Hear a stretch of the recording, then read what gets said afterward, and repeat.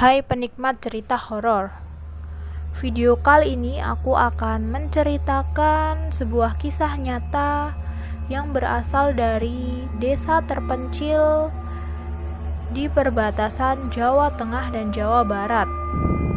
Langsung saja kita menuju ke ceritanya. Nyupang Getih Perawan. Kata-kata mengerikan yang sangat melekat di benak warga desa itu sampai saat ini. Cerita ini berasal dari sebuah desa kecil di perbatasan antara Jawa Tengah dan Jawa Barat. Cerita ini bermula ketika Pak Darmo, nama samaran, ditinggal pergi oleh istrinya. Ia ditinggal pergi lantaran tidak memiliki pekerjaan. Ia hanya bermalasan di rumah. Istrinya yang sudah muak dengan kelakuan suaminya lalu memilih pergi dengan laki-laki lain. Ia meninggalkan Pak Darmo bersama seorang anak laki-laki bernama Arif, nama samaran. Arif kala itu berusia 17 tahun. Ia terpaksa putus sekolah karena ekonomi keluarga yang sulit. Setelah kepergian istrinya, Pak Darmo hidup semakin sulit. Untuk makan saja, ia hanya mengandalkan belas kasihan dari tetangga. Namun, semakin lama tetangga sudah mulai malas. Mereka muak dengan kelakuan Pak Darmo. Pak Darmo tidak mau berusaha dan dia tidak mau bekerja. Akhirnya Pak Darmo berusaha mencari pekerjaan seperti menjadi tukang parkir, kuli panggul, tukang pentol, dan lain-lain. Tapi karena cara kerja yang malas-malasan, ia selalu diberhentikan dari pekerjaannya. Ia sudah lelah. Pikirannya kalap. Tidak tahu harus bagaimana. Menjelang maghrib tiba, pada pergantian siang dan malam, ia menyendiri di bawah pohon waru di pinggir sungai tak jauh dari rumahnya. Tiba-tiba, ia merasakan hawa tidak enak. Bulu kuduknya merinding.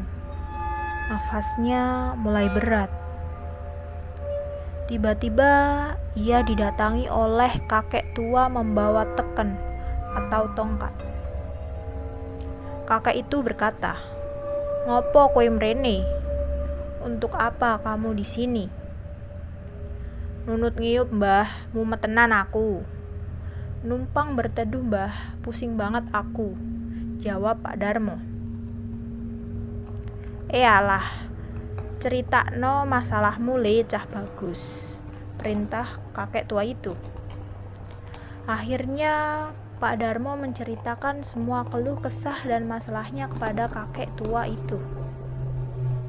"Mreneo cah, mreneo, tak bantu." "Kesinilah nak, kesini, aku bantu," kata si kakek. "Aku bisa nuntaske kabeh masalahmu, nanging yo kowe kudu ngewangi aku."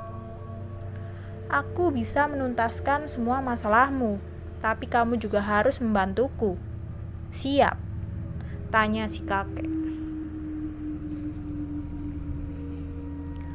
"Lah nopo syarate, Mbah?"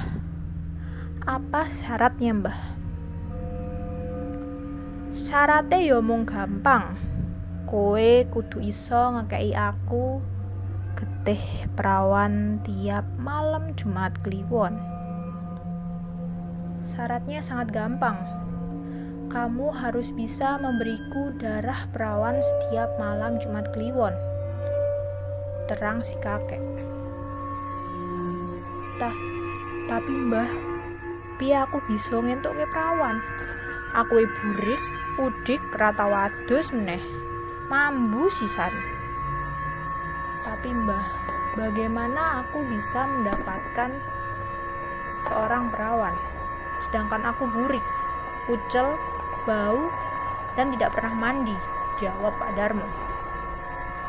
Hayo kuwi urusanmu le. Ya itu urusanmu nak. Tiba-tiba kakek itu menghilang. Pak Darmo lalu berjalan pulang. Di perjalanan ia hanya memikirkan bagaimana cara mendapatkan syarat itu. Semalam ia tidak tidur. Ia memikirkan solusi terbaik. Sambil ia memandangi wajah anak sematawayangnya sedang tertidur pulas. Ia merasa gagal sebagai seorang ayah. Untuk makan saja susah, apalagi untuk menyekolahkan, benaknya. Ia terus berpikir, hingga pada akhirnya ia berhasil mendapatkan solusi. Sore berganti malam. Pak Darmo segera bergegas mendatangi pohon waru tempat ia bertemu si kakek tua itu. Ia sangat berharap kakek tua itu datang menemuinya. Dia langsung duduk bersila dan diam. Setelah agak lama duduk, akhirnya kakek tua itu pun datang. Ono apa meneh to kowe mrene lele? Ada apa lagi kamu datang ke sini nak? Tanya si kakek. Aku wis nemu carane mbah. Saya sudah menemukan caranya mbah, ucap Pak Darmo. Yo wis, pokoke kowe kudu nuruti syarat saka aku yen gelem uripmu kepenak. Ya sudah, kamu harus memenuhi semua syarat dari aku jika ingin hidupmu enak, kata si kakek. Lalu Pak Darmo mengiyakan. Tapi yen kowe gagal nuruti panjalukku, kabeh lakumu bakal balik nang kowe. Tapi jika kamu gagal menuruti permintaanku, maka semua perbuatanmu akan berbalik menyerangmu.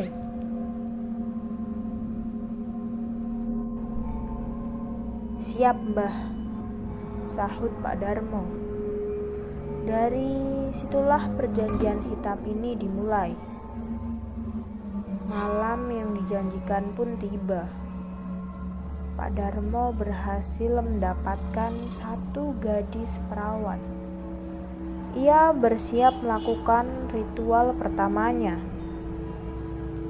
Loh, bagaimana bisa Pak Darmo mendapatkan seorang gadis perawan? Dengan keadaannya saat ini yang burik, kucel, bahkan dia tidak pernah mandi. Ya, dugaan kalian benar. Dia telah mengorbankan anak sematawayangnya sebagai perantara.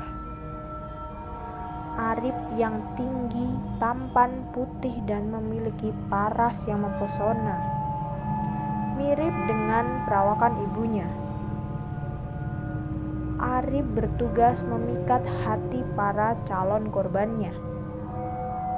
Dengan hanya bermodalkan pentol dan segelas es teh, serta dibumbui dengan rayuan manis. Sedangkan dari kejauhan, Pak Darmo mengucapkan mantra-mantra pemikat. Akhirnya berhasillah Arif membujuk Marni, nama samaran, untuk main ke rumah Pak Darmo malam itu. Saat tengah malam tiba,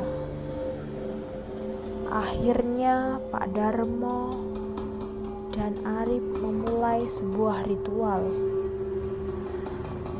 Arif mulai membuka baju Marni, melakukan pemanasan, hingga saat yang dinanti tiba. Pak Darmo duduk bersila dikelilingi bunga, dupa, dan juga sajen. Ia duduk tepat di samping anaknya yang sedang bekerja keras. Sakjane aku yo pingin tenan. Sebenarnya aku juga ingin, kata Pak Darmo dalam hati. Tapi ora iki kabeh penyuwune Simbah, kudu dituruti. Yo wis, lanjut.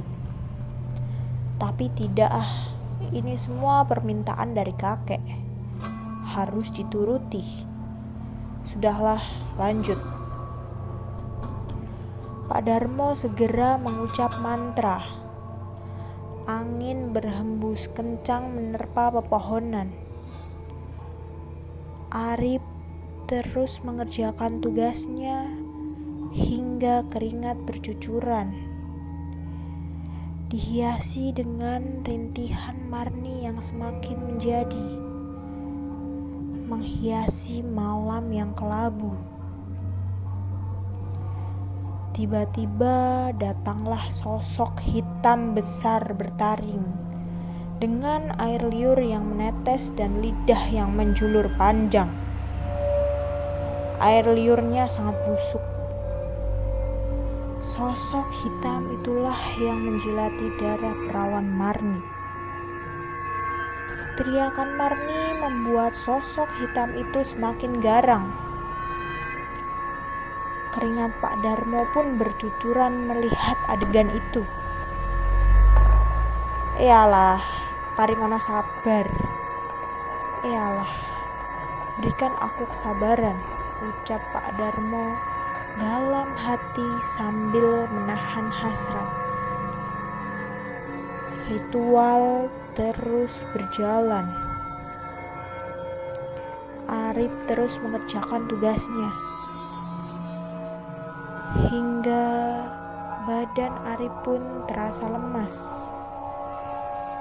Akhirnya ritual itu selesai.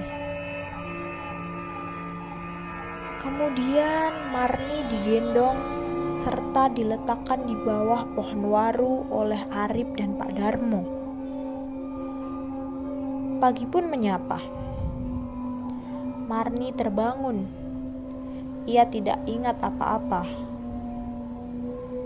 Ia tidak ingat kejadian yang menimpanya malam itu. Ia mendadak linglung. Lalu ia ditemukan oleh seorang warga yang hendak pergi ke sawah. Warga itu adalah tetangga Marni. Ngopo kowe nduk ning kene? Muliho malah klesotan. Ngapain neng di sini? Pulanglah, malah tiduran. Marni tidak menjawab. Ia seperti orang bingung. Tatapannya kosong. Wah, kenapa iki? Ya wis ayo tak terni mulih. Wah, kenapa ini? Ya sudah, ayo aku antarkan pulang, kata si warga. Marni pun seperti hilang ingatan. Kondisi Marni saat itu membuat keluarganya panik. Sepertinya Marni ketempelan. Ayo kita bawa ke Mbah Kiai, kata bibi Marni. Akhirnya dia dibawa ke Mbah Kiai dan diberi doa-doa.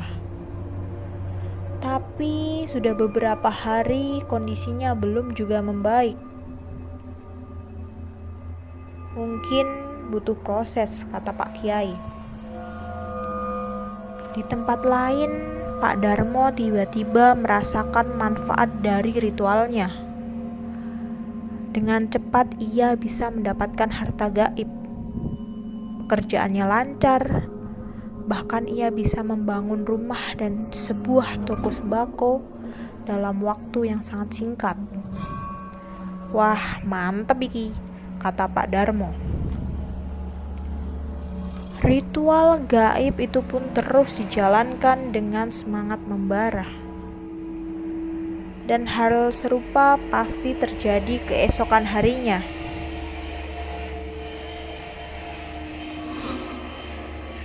Di setiap pagi pada Jumat Kliwon, pasti ada gadis desa yang ditemukan linglung. Gadis-gadis itu ditemukan di beberapa tempat yang berbeda. Warga semakin resah. Apa yang sebenarnya terjadi? Lalu ada seorang warga yang menyeletuk. Wah, mesti nek ono cewek sing cerak karo Arip. Dekne bakal berakhir koyo ngene. Hayo wis tak titeni. Mending sesuk diselidiki ono opo iki sakjane. Wah, pasti jika ada perempuan yang dekat dengan si Arip, dia pasti akan berakhir tragis seperti ini. Sudah aku tandai. Mending kita selidiki kasus ini. Ada apa sebenarnya? Malam yang dinanti pun tiba. Tepat tengah malam, perwakilan warga mendatangi rumah Pak Darmo diam-diam. Mereka mengintip dari jendela yang kordennya sedikit terbuka. Mereka mendapati Arip sedang melakukan ritual enak-enak dengan seorang perempuan. Wah, ora wajar iki. Ayo grebek wae, seru salah satu warga. Wah, tidak wajar ini. Ayo kita grebek saja. Ayo, cepat, kata warga yang lain. Saat mereka ingin menggerebek rumah Pak Darmo, salah satu warga berkata, Kosek ojo kesusu. Tahan. Delok apa kae? Pak Darmo nganggo sajen-sajen barang, mah komat kamit. Sebentar, tahan. Jangan terburu-buru. Lihat, apa itu Pak Darmo? Dia memakai sesajen-sesajen dan juga komat kamit. Oh alah, iki lho mesti nyupang getih perawan. Wah, ini lho pasti pesugihan darah perawan, kata salah satu warga. Warga tak tinggal diam. Mereka segera menggerebek rumah Pak Darmo dan menggagalkan ritual tersebut. Mereka lalu bergegas mengamankan si perempuan dan mengeroyok habis Pak Darmo serta Arip hingga babak belur. Pada akhirnya Pak Darmo menemui ajalnya. Cairan busuk berwarna hitam keluar dari mulut, hidung, dan telinga Pak Darmo. Ia mengeram sangat keras dan kejang-kejang. Lidahnya menjulur keluar. Warga pun ketakutan melihatnya. Lalu mereka segera meninggalkan Arip dan Pak Darmo. Tidak ada satupun warga yang mau mengurus mayat Pak Darmo. Dan pada akhirnya Arip mengubur mayat Pak Darmo di belakang rumah. Arip pun diusir oleh warga desa. Entah, sampai saat ini tidak diketahui di mana keberadaan Arip. Tidak ada yang tahu kabarnya. Rumah Pak Darmo sekarang tidak ada yang mau mengurus. Bahkan meskipun dijual dengan harga yang sangat murah, tidak ada satu orang pun yang mau membelinya. Akhirnya rumah itu dibiarkan terbengkalai begitu saja, dengan semak belukar menjulang tinggi menutupi rumah. Mulai saat itu, tidak ditemukan lagi ada gadis desa tergeletak linglung. Tidak ditemukan lagi kejadian-kejadian aneh. Hingga saat ini, kisah mengerikan ini masih melekat di pikiran warga desa setempat. Nyupang Getih Perawan, atau lebih dikenal dengan Pesugihan Darah Perawan. Mungkin di antara teman-teman di sini, jika kalian tahu daerah dalam cerita ini, pasti kalian bisa menyaksikan rumah Pak Darmo yang mulai runtuh dimakan waktu. Ya, serpihan peninggalan Pilu pada masa itu.